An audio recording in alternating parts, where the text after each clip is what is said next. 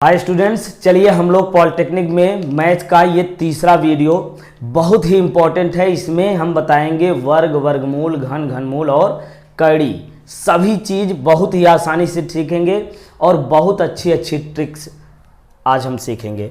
चलिए तो सबसे पहले समझ लेते हैं वर्ग वर्गमूल होता क्या है। जैसे समझिए 2 का वर्ग करेंगे तो हम क्या मिलेगा, हमको 4। इसका मतलब 4 का वर्गमूल कौन है, 2।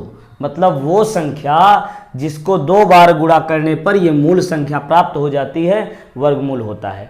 वह संख्या देखिए 4 का वर्गमूल क्या होगा, ठीक है। वर्गमूल कैसे निकालते हैं, हम 2 में से 1 ले लेते हैं। मतलब वह संख्या जिसे 2 बार गुणा करने पर वो मूल संख्या प्राप्त हो, वो वर्गमूल होता है। समझ गए। वर्ग क्या होता है, वर्ग होता है 2 बार गुणा। किसी भी संख्या का यदि हम 2 बार गुणा करते हैं तो उसका वर्ग प्राप्त होता है। समझ गए। इसी प्रकार से घनमूल, घन और घनमूल समझेंगे। जैसे देखिए 3 हम ले या 2 ही ले लीजिए, 2 का घन करिए। घन मतलब 3 बार गुणा, क्यूब यानी 3 बार गुणा। घन कहिए या क्यूब है, क्यूब इंग्लिश शब्द है। तो 2 का कितनी बार गुणा करेंगे, 3 बार, है ना। तो क्या आएगा 8। इसका मतलब 2 का घन क्या है, 8 है। तो 8 का घनमूल कौन है, 2 है। 8 का घनमूल क्या है, 2। इसका मतलब वह संख्या जिसे 3 बार गुणा करने पर मूल संख्या प्राप्त होती है, घनमूल होता है। समझे। फिर से सुनो, वह संख्या जिसका 3 बार गुणा करने पर मूल संख्या प्राप्त हो, घनमूल होता है। वह संख्या जिसे 2 बार गुणा करने पर मूल संख्या प्राप्त हो, वो क्या होती है, घनमूल वर्गमूल होती है। ठीक। चलिए अब देखिए वर्गमूल निकालने की 2 विधियां हैं। एक तो भाग विधि, एक गुणनखंड विधि। तो हम सीखते हैं भाग विधि से और गुणनखंड विधि से वर्गमूल कैसे निकालेंगे। ठीक। तो चलिए सबसे पहले गुणनखंड विधि से एक संख्या हम ले लेते हैं। ये मान लो ये संख्या हमारी है, इसका वर्गमूल निकालना। क्या करना है, वर्गमूल निकालना। अब निकालिए इसका वर्गमूल गुणनखंड विधि से। समझिए वर्गमूल निकालने की 2 विधियां, एक गुणनखंड विधि, एक भाग विधि। तो गुणनखंड विधि से चलिए लगाइए इसको। गुणनखंड तो सब सीख ही चुके हो। देखिए इकाई 0, 2, 4, 6, 8 में से कोई या समझिए इकाई 2 से कटने वाली हो तो पूरी संख्या 2 से कट जाएगी, है ना। 0, 2, 4, 6, 8 में से कोई भी संख्या इकाई हो तो वह क्या होगी, वो 2 से कट जाएगी। समझे। और दूसरी बात यहाँ समझिए कि 3 से कटने वाली कौन सी संख्या होती है, वो संख्या जिसका योग करने पर, जिसका पूरी संख्या का योग करने पर यदि 3 से कट जा रहा है, 3 से कट जाए तो ये पूरी संख्या 3 से कटेगी। मतलब जैसे समझिए 1, 2 है तो देखिए 2, 1, 3 कितना हुआ, मतलब 3 ये हुआ। 3 जो है वो 3 से तो कट ही जाएगा, तो ये पूरी संख्या 3 से कटेगी, यानी 3 चौक 12 कट रही है, स्पष्ट दिख रहा है। यहाँ अगर हम 1 लिख दें तब बताइए कितना होगा, 2, 1, 3, 1, 4 हो गया। अब 4 तो 3 से कटेगा नहीं, इसका मतलब ये पूरी संख्या 3 से नहीं कटेगी। और लिख करके देखते हैं 1, 2, 3। अब देखिए 3 ये कितना हुआ, 3, 3, 6 हो गया ना, 6 हो गया। अब 6 कटेगा 3 से, ये पूरी संख्या 3 से कटेगी। अब बताइए, अब भी कटेगी, अब नहीं कटेगी। यहाँ 4 लिख के देखते हैं। देखिए 4, 3, 7, 3, 10, ये 3 से नहीं कटेगी लेकिन 2 से कटेगी। समझ रहे हो। यहाँ 1 अब हम लिख दें, अब बताइए ये 3 से कटेगी कि नहीं। ये हो गया 4, 1, 5, 5, 3, 8, 8, 2, 10, 1, 11। अब बताइए 11 3 से कट रहा है, जोड़ने पर 11 मिला, ये 3 से नहीं कट रहा है। इसका मतलब ये पूरी संख्या 3 से नहीं कटेगी। ठीक। अब चलिए यहाँ यदि हम 2 लिखते तो बताइए क्या ये 3 से कटता, बिल्कुल कटता। कहें 4, 2, 6, 6, 3, 10, 10 कितना हुआ, 4, 2, 6, 6, 3, 9, 9, 3, 12। अब ये 12 आ गया तो 12 3 से कटता है, इसका मतलब ये पूरी संख्या 3 से कटेगी। चलिए काट करके देखते हैं। 3 से काटिए, 3 चौक 12, 3 1 के 3। अब देखिए ये 0 हो गया, 3 1 के 3, 3 चौक 12, कट गई ना पूरी संख्या। ठीक है। तो इस प्रकार से हम चेक करते 3 से कटने वाली संख्या कौन सी है, कौन सी नहीं है। अब 5 से कटने वाली, ये समझ लीजिए 5 से वो संख्या कटेगी जिसका इकाई 0 होगा या 5 होगा। 0 या 5 इकाई हो तो वो 5 से कटेगी, 0 2 4 6 8 हो तो 2 से कटेगी, और योग करने पर प्राप्त संख्या यदि 3 से कट रही है तो पूरी संख्या 3 से कट जाएगी। ठीक, चलिए ये जानते रहिए। अब देखिए इसका हम करेंगे गुणनखंड, करिए इसका तो कितना आएगा। ये देखिए 2 से कटेगी कि नहीं, 2 से काटिए 2, ये 3 0 4 2 हो गया है ना, 2 2 4। अब 2 से काटिए इसका, 2 1 के 2, अब 1 बचा 10 हो जाएगा, 2 5 10, 2 2 4 1 हो गया। अब देखिए अब तो 2 से कटेगी नहीं, तो ये जोड़ करके चेक करेंगे हम। अब कितना हुआ, 2 1 3 3 और 5 3 8 1 9, जोड़ने पर 9 आ रहा है, ये 9 3 से कट जाएगी, मतलब ये पूरी संख्या 3 से कट जाएगी। काट करके देखिए, 3 5 15 हुआ, 2 उतारेंगे बाहर नहीं जाएगा, 0 बढ़ाएंगे, अब 1 उतारेंगे 21 हो गया, तो 3 सते 21 हो गया, ये 3 से कट गया। अब देखिए 7 5 12 हो रहा है, इसको मतलब ये भी 3 से कटेगी, इसको भी 3 से काट लीजिए। 3 से काटेंगे कितना होगा, 3 1 के 3 2 5 20 हो गया, 3 6 18 2 20, तो ये हो गया 27, 3 9 27। ये हो, ऐसे नहीं आ रहा 3 से भाग दे लीजिए, लेकिन वैसे पॉलिटेक्निक की तैयारी आप कर रहे हैं तो ये गुणनखंड करना आपको तो आता ही होगा, है ना। तो चलिए अब ये देखिए कितने से कटेगी, ये संख्या 13 से कटेगी ना, 13 का वर्गमूल है, तो 13 से भाग देंगे, 13 1 के 13, 13 39, तो ये देखिए 13 मिल गया भाई, है ना।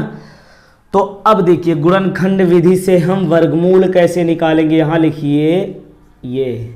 अब इसको देखिए क्या करेंगे, जो भी मिला है इसको उतार लीजिए, ये 3 3 13 गुणे 13। अब क्या होगा, वर्गमूल इसका क्या होगा, वो संख्या जिसको 2 बार गुणा करने पर ये मिल जाए तो वर्गमूल हो जाएगा, यानी 2 में से कोई एक संख्या लेंगे हम। तो यहाँ 2 ले लीजिए, 3 में से एक बार 3 ले लीजिए, 13 में से एक बार 13, तो कितना हो जाएगा, 2 गुणे 13 39, ये गुणा कर लीजिए, 9 दूनी 18 और 3 दूनी 6 7, ये 78 हो गया। ठीक है, तो इसका वर्गमूल इस प्रकार से भाग गुणनखंड विधि द्वारा हो गया। अब यही हम भाग विधि से लगाने का प्रयास करेंगे। चलिए भाग विधि से कैसे लगाते हैं समझिए। ये हमारा हो गया प्रश्न, इसका हमको निकालना भाग विधि से वर्गमूल। तो क्या करेंगे, इकाई से जोड़ा बनाना शुरू कीजिए। किधर से, इकाई की तरफ से, इधर से जोड़ा बनाएंगे, ये बात ध्यान रखिए। इस प्रकार से जोड़ा, यदि मान लीजिए 5 संख्या होती तो 2 का इधर 2 का इधर, एक संख्या इधर, ऐसे बनती। ठीक, तो जो हम बना रहे हैं उसी के लिए निकालिए।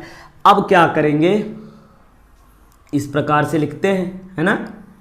अब देखिए ये 60 में पहाड़ा पढ़ेंगे वर्ग करके। कैसे पढ़ना है, 1 1 के 1, 2 दूना 4, 3 तिरिक्का 9, 4 चौक 16, 5 5 25, 6 छक्के 36, 7 7 49, 8 28 64 ज़्यादा हो गया तो 7 बार ले जाइए, है ना। तो 7 बार ले जाएंगे तो यहाँ भी 7 लिखेंगे और नीचे भी 7 लिखेंगे।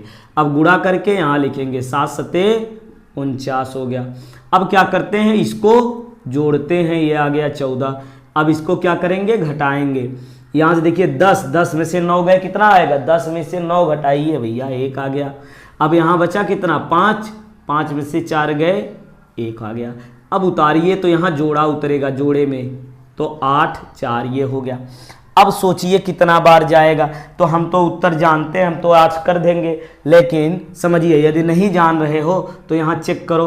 तो ये संख्या बड़ी है थोड़ी ना, तो 5 ट्राई करो, तो 5 ऊपर लिखोगे, नीचे गुणा करके यहाँ लिखोगे, कम ही आएगा। तो इस प्रकार से चेक करेंगे, 8 आएगा। 8 28 64 हो रहा है। देखिए इकाई 4 है ना, वैसे भी इकाई 4 है, तो वर्गमूल यदि निकालना है तो समझिए 3 तिरिक्का 9, तो इकाई 4 तो नहीं आया, 4 चौक 16 में, 7 7 49 में भी नहीं आया, 8 28 64 में देखिए आ गया, तो 8 बार ले जाओ, 8 8। इस प्रकार से ये छोटी छोटी ट्रिक्स हैं जो लगाने में आपको सहायता करेंगी।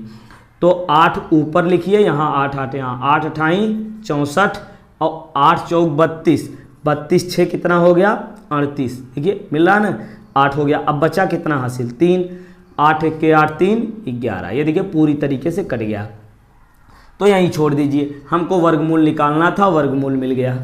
तो इस प्रकार से भाग विधि से वर्गमूल निकालते हैं, इस तरीके से गुणनखंड विधि द्वारा वर्गमूल निकालते हैं। अब समझ, चलिए अब करड़ी के प्रकार समझते। करड़ी क्या है, उसके प्रकार है ना। करड़ी यानी मूल, करड़ी यानी मूल, वर्गमूल, घनमूल कुछ भी हो सकता है ना।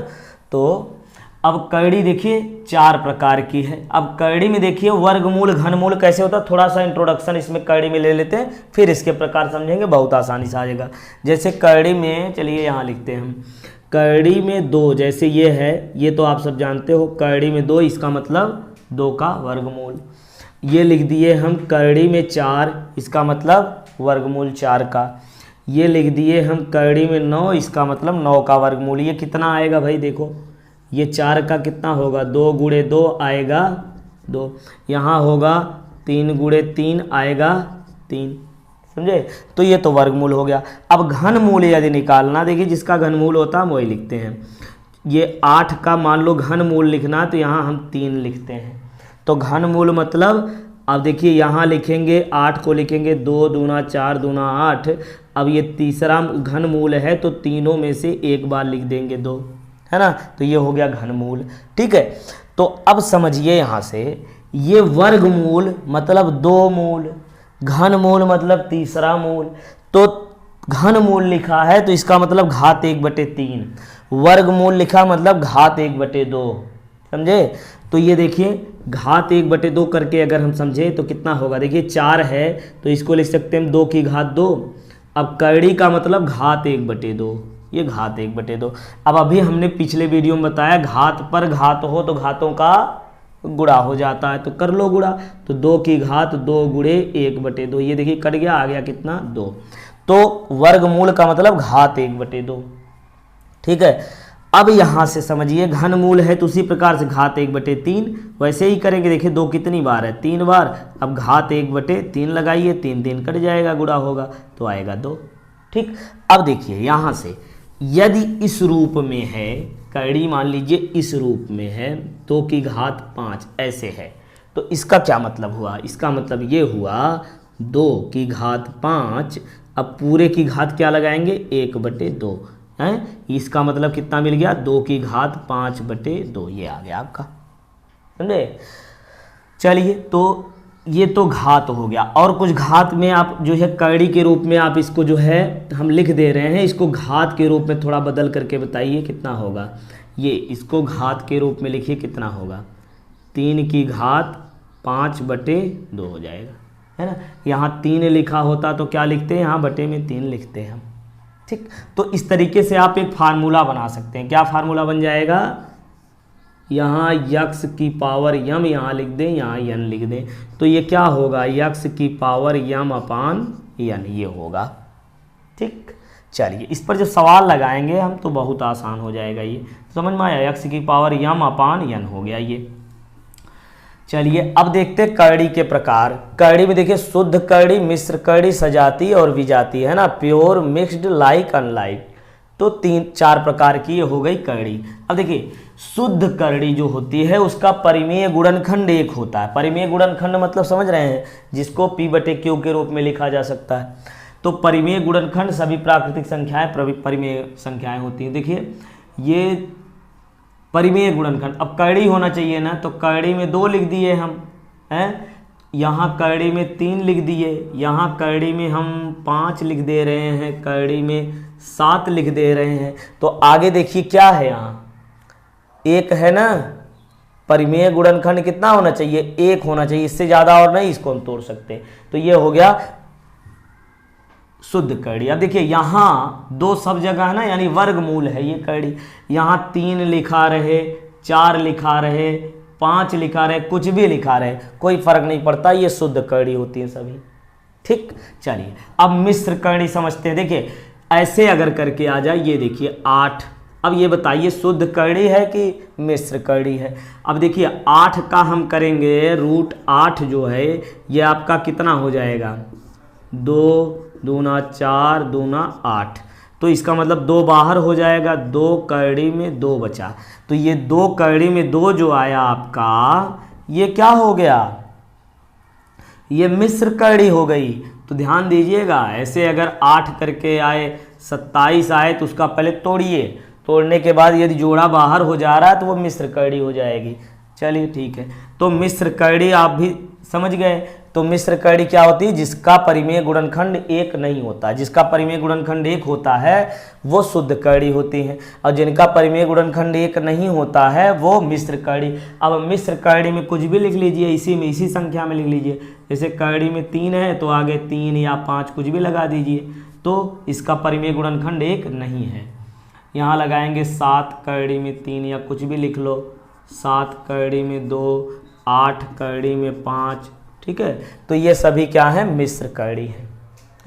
अब देखिए सजातीय कड़ी। सजातीय में क्या होता है? परिमेय गुणनखंड समान होता है। परिमेय गुणनखंड मतलब ये कड़ी वाला पद समान होगा। अपरिमेय गुणनखंड मतलब कड़ी वाला पद। कड़ी में 2 क्या है? अपरिमेय। कड़ी में 3 भी अपरिमेय है। कड़ी में 5 भी अपरिमेय है। तो अपरिमेय गुणनखंड समान होगा, मतलब ये कड़ी में 2 ले रहे हैं तो इसकी सजातीय कड़ी क्या बनेगी? 3 कड़ी में 2, 4 कड़ी में 2, या कोई भी संख्या करके कड़ी में 2 कर लीजिए तो ये सजातीय कड़ी हो जाएगी।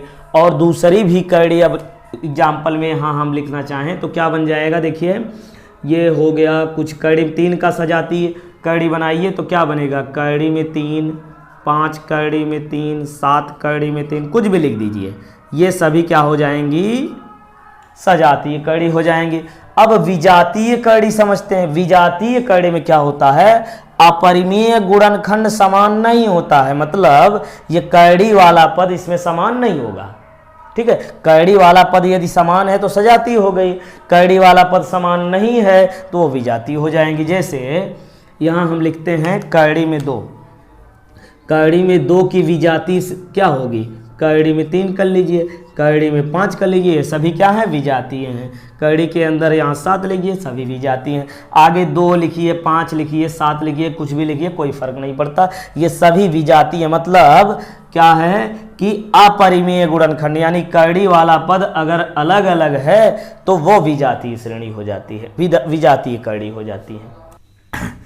चलिए अब कड़ी में सीरीज में इस टाइप देखिए 6 टाइप का इसमें बनता है, तो 6 टाइप को हम क्रम से समझते हैं। तो देखिए कड़ी में 6 और प्लस करके इस तरीके से अनंत तक जब दिया हो तो क्या करेंगे? इसका देखिए पहले फैक्टर निकालने का प्रयास कीजिए। फैक्टर निकालने का मतलब 6 को ऐसे तोड़िए कि 2 फैक्टर ऐसे बने कि जिनका अंतर 1 हो। मतलब ये 6 को हम तोड़ेंगे तो कितना आएगा? 3 दूनी 6 हुआ ना। तो अनंत, ये ध्यान दीजिए अनंत तक ये होना चाहिए। तो बड़ी वाली जो फैक्टर होगा वही इसका उत्तर हो जाएगा, यानी इसका आंसर कितना हो जाएगा? 3 दूनी 6 यानी 3 हो गया, ठीक। और अगर यही माइनस में अगर हो, ये माइनस में हो तो छोटी संख्या जो होगी वो उसका उत्तर हो जाएगी। मतलब ये माइनस में है तो इसका उत्तर कितना हो जाएगा? 2। 3 दूनी 6 यानी 2 इसका उत्तर हो गया। अब इसमें देखिए क्या करेंगे? अब 5 का देखिए उसी प्रकार से ये भी है। अब 5 को तोड़िए ऐसे फैक्टर जिसमें जिसका अंतर जो है 1 आए, तो 5 का फैक्टर करोगे तो 5 गुणे 1 ही हो सकता, और कुछ तो होगा नहीं। तो अंतर इसमें 1 नहीं हो पा रहा है। तो जब अंतर 1 ना हो पाए तब क्या करेंगे? इसका उत्तर इस प्रकार से लिखेंगे। देखिए कड़ी के अंदर ये जो भी संख्या है इसी का 4 में गुणा करके 1 जोड़ दीजिए। क्या? देखिए 5 गुणे 4, अब इसमें 1 जोड़ लीजिए, इतना हो गया। कड़ी के अंदर ये रहेगा। अब फिर +1/2 हो गया उत्तर। अब इसको थोड़ा सॉल्व कर लीजिए, कितना होगा? 5 चौक 20, 1 21, 21 हो गया, धन 1, और पूरे का बटे कितना हो गया? 2, ठीक। और यदि माइनस में है, यही माइनस में है तो यहाँ प्लस के जगह रूट यही रहेगा सब, यहाँ +1 की जगह -1 कर देंगे बस। तो इसका उत्तर कितना आएगा बताइए? 5 चौक 20, 1 21, ये 21 हो गया। अब -1/2, ठीक। ये 4 टाइप हो गया। अब 5वां टाइप देखिए क्या होता है। इस तरीके से जब यहाँ कोई चिन्ह ना हो, देखिए कोई चिन्ह ना हो तो ये अनंत तक और हो। क्या? कोई चिन्ह यहाँ बीच में ना हो, यानी गुणा है और ये अनंत तक है, तो इसका उत्तर जो भी यहाँ संख्या होगी वही इसका उत्तर हो जाएगी। मतलब इसका उत्तर कितना हो जाएगा? 3 बस। अब इसमें देखिए, अब ये अनंत तक नहीं है, अनंत तक नहीं है और बीच में कोई चिन्ह भी नहीं है, तो इसका क्या करेंगे, देखिए ये जो भी संख्या है यहां 3 लिखिए। अब घात में लगेगा क्या, 2 की घात कितनी बार, 1 2 3 बार है, 1 2 3 बार है, तो 3 बार 2 का गुणा कीजिए, 2 ऐसे करिए 2 घाते 3 और ऊपर यही हो जाएगा 2 घाते 3 में से 1 घटा दीजिए, मतलब ये आएगा 3। अब 2 की 3 बार गुणा कीजिए, 2 दूना 4 दूना 8, यहाँ ही समझ लिए 2 दूना 4 दूना 8, 8 ऊपर से 1 कम कर लीजिए, ये 7। अच्छा, इसको अगर डिटेल में सॉल्व करना चाहे तो कैसे सॉल्व करेंगे देख लीजिए थोड़ा सा।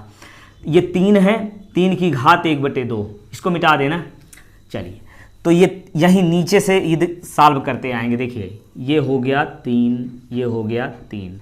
अब इस 3 को सॉल्व करिए, क्या होगा, अभी हमने बताया कि 3 देखिए करड़ी मतलब घात 1/2, तो ये घात कितनी बन गई, 1/2 हो गया।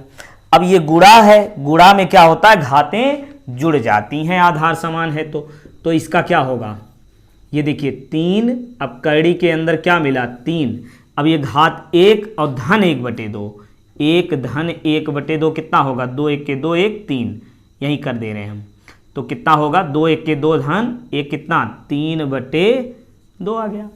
अब क्या करेंगे, फिर वही बात, ये करड़ी का मतलब घात 1/2, फिर घात 1/2 लगाइए इसका, चलिए यहाँ लिख देते हैं, तो ये कितना आएगा, ये 3 और ये 3 की घात 3/2 पहले से है। अब करड़ी मतलब घात 1/2, घात पर घात हो तो घातों का क्या करते हैं, गुणा, यानी 1/2। ठीक, अब इसको सॉल्व करिए, कितना बनेगा, ये हो जाएगा 3 और गुणे, देखिए कोई चिन्ह नहीं तो यहाँ गुणा ही होगा, गुणे 3, अब ये कितना मिला 3/2 दूना 4, ये हो गया। अब फिर वही बात, अब घातें जो है क्या हो जाएंगी, जुड़ जाएंगी, तो कितना मिलेगा 3, 1 धन 3/4, तो ये हो जाएगा 3 की घात, ये 4 1 के 4 3 7, 7/4 हो गया। अब करड़ी का मतलब फिर घात 1/2 और घात 1/2 जब करेंगे तो घात देखिए ये 4 है ना, घात 1/2 करेंगे तो घात पर घात हो, घातों का गुणा कर लेते हैं, तो क्या आएगा 3 की घात, देखिए गुणा कीजिए 7 1 के 7 और नीचे 4 दूनी 8, वही आया ना। तो इसको इतना सॉल्व करने की जरूरत नहीं है, डायरेक्ट लगाइए, 2 का 3 बार गुणा कीजिए, देखिए कैसे बताया था अभी, 2 दूना 4 दूना 8, 8 हो गया, 1 कम कर दीजिए ऊपर, हो गया। इतना सब करने की जरूरत नहीं है। ठीक, चलिए पढ़ते रहिए, और प्रैक्टिस के लिए हम जब पूरा सिलेबस पूरा चैप्टर कंप्लीट कर देंगे उसके बाद प्रैक्टिस ज़्यादा से ज़्यादा मात्रा में पिछले साल के पेपर से सॉल्व कराएंगे।